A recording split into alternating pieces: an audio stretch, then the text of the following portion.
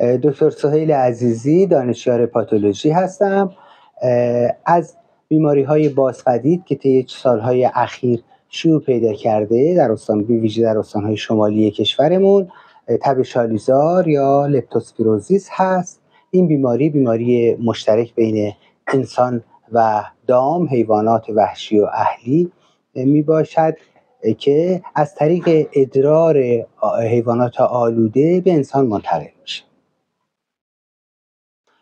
عامل بیماری یک باکتری گرم منفی هست، فنری شکل اسپیروکت به نام لپتوسپیرا، که این بیماری که حدود چند میکرون طولش میتونه متغیر باشه، ضخامتش یه چیزی هولوش 1/10 میکرون هست.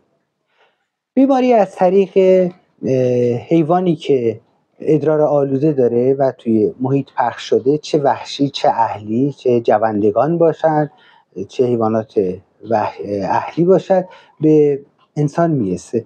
با شنا کردن تو آبهای آلوده، توی شالیزارها، موقع نشا، از طریق خراش‌های پوستی و مخاط‌ها وارد بدن میشه.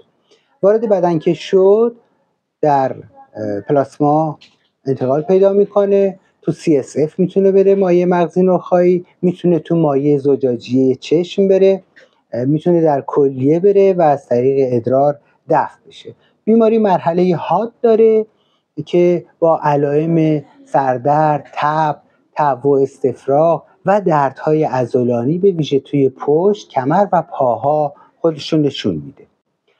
بعد از 1 هفته 10 روز بعد بیماری فروکش پیدا میکنه و مجدداً به حالت مزمن باز میگرده که این بار از طریق کلیه توی ادرار این لپتوسپیراها دفع میشن و فرد به نوعی به هر حال یا حیوان به نوعی ناقل بیماری خواهد شد.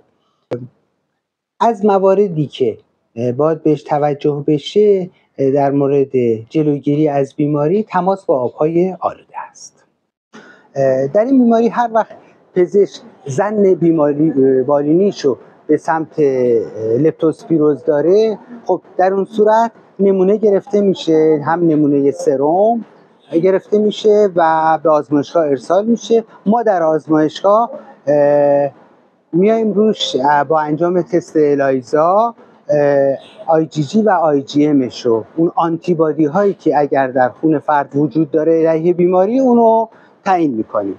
و همینطور از نمونه ادرار بیماری هم ما میایم در آزمایشگاه روش آزمایش PCR انجام میدیم که اینو در واقع DNA خود اون لپتوسپیرا رو ما تعیین میکنیم که این DNA در به اصطلاح بدن انسان وجود داره یا در نمونه ادرارش وجود داره یا نه، که با تایید PCR بیماری تشخیصش داده میشه.